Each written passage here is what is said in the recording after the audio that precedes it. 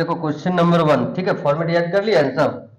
क्या लिखता है हम लोग का, निकालना क्या क्या है, cost of material consume, prime cost, factory cost, cost of production, ठीक है, सबके साथ परसेंटेज भी निकालना है।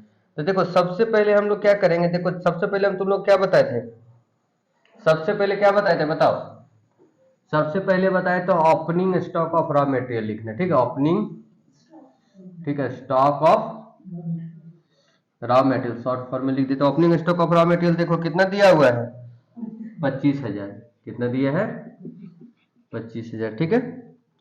परचेज प्लस क्या बोले थे बताओ, परचेज ऑफ रॉ मटेरियल है ना, परचेज ऑफ रॉ मटेरियल कितना दिया हुआ, 1,00,000, और प्लस हम क्या बताए थे, डायरेक्ट अगर कुछ ऑक्ट्रॉय हो गया, कैरेज इनवार्ड ज्यादा ही रहता है, कैरेज और कैरेज इनवार्ड या ऑक्ट्रॉय, देखो नीचे में दिया हुआ है, कहाँ गया, ऑक्ट्रॉय ड्यूटी दिया हुआ है ना, कितना दिया है, 1250 दिया है कि नहीं दिया है, प्लस ऑक्ट्राय मतलब होता है लोकल टैक्स, चुंगीज का हिंदी होता है, कितना 1250, कितना हो जाएगा बताओ, तो जोड़ो तो इसको, 25,000 प्लस 1,00,000, 25,000 प्लस 1250, और क्लोजिंग कितना है, क्लोजिंग दिया होगा 12,500, और बाय प्रोडक्ट भी है ना, बाय प्रोडक्ट देखो कितना नंबर, दूर दूर एग्जाम पे 2500 है, ठीक है। सुनो यहाँ पर सबसे पहले हम लोग ये कर लेंगे उसका लेस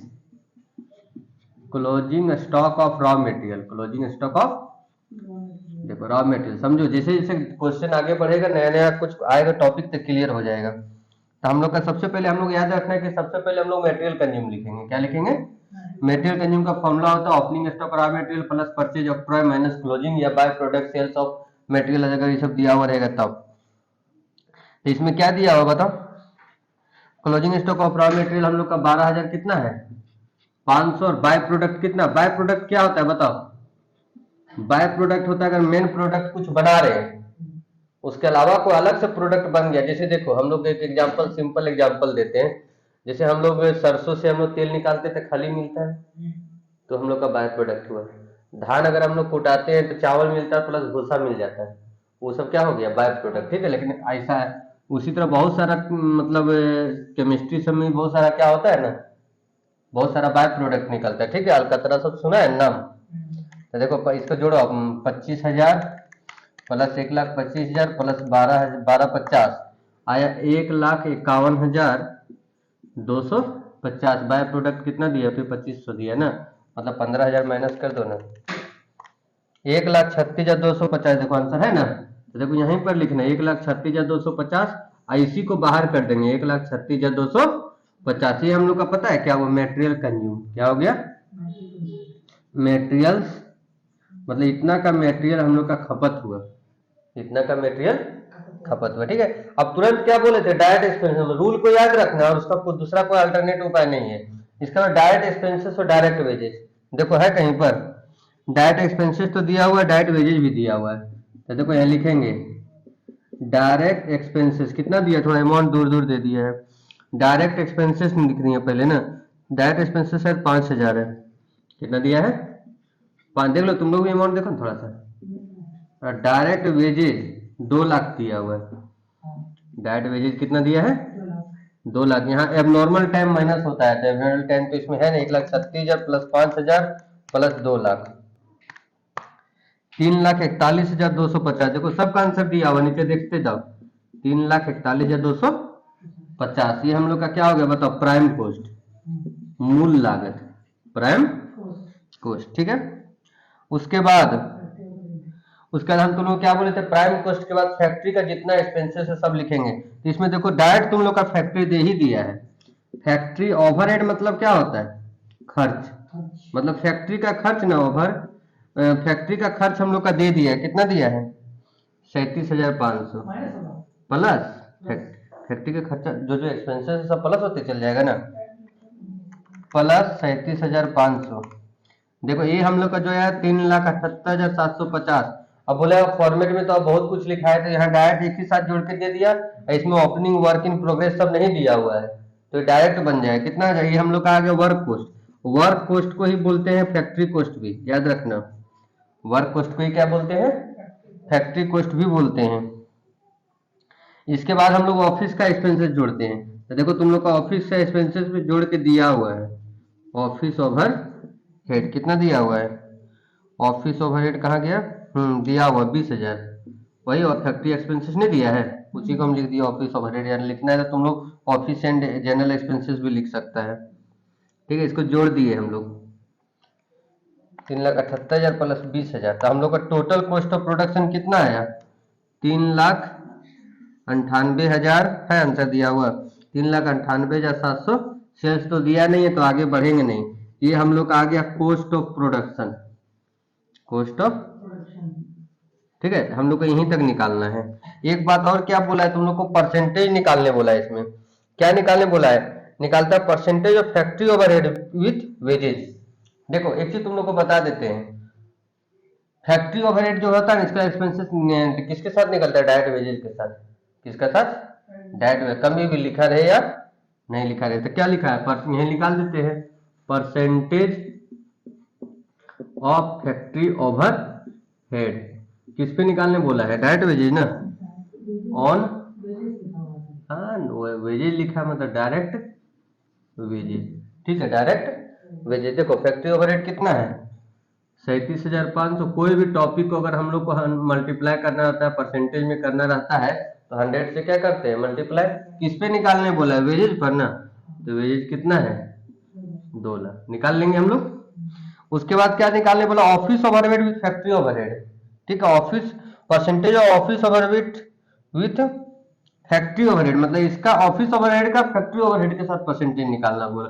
जो निकालने बोला वैसे निकाल दो। परसेंटेज ऑफ ऑफिस ओवरहेड, देखो वो एच लिखेंगे ना कॉस्ट अकाउंट में तो याद रखना इसका मतलब क्या होता है?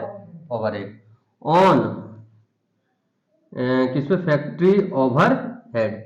तो हम लोग का कितना दिया हुआ? ऑफिस ओवरहेड 20,000 ना, 20,000 जिसको परसेंटेज में करना उसको 100 से मल्टीप्लाई कर दो और नीचे कितना लिख देंगे? किस पे निकालने बोला है? ऑफिस ओवरहेड पर ना, 37,500।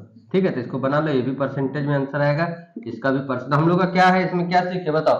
फॉर्मेट याद रहना चाहिए कि सबसे पहले मेटेरियल कंज्यूम निकालेंगे, फिर डायरेक्ट एक्सपेंसेस जोड़ेंगे, डायरेक्ट वेजेज जोड़ेंगे तो हम लोग का प्राइम कॉस्ट आएगा। प्राइम कॉस्ट में फैक्ट्री का सारा खर्च जोड़ देंगे तो वर्क कॉस्ट आएगा। वर्क कॉस्ट में सारा ऑफिस का खर्चा जोड़ेंगे तो कॉस्ट ऑफ प्रोडक्शन आएगा। और कॉस्ट ऑफ प्रोडक्शन में अगर पूरा सेलिंग एक्सपेंसेस जोड़ देंगे तो कॉस्ट ऑफ सेल्स आएगा।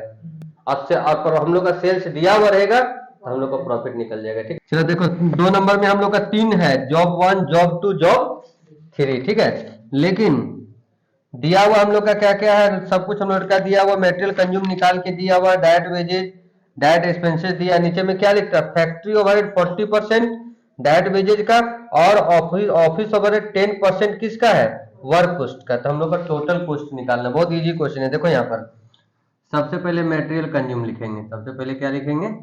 मेटेरियल्स कंज्यूम लिख देंगे। कितना मेटेरियल कंज्यूम है?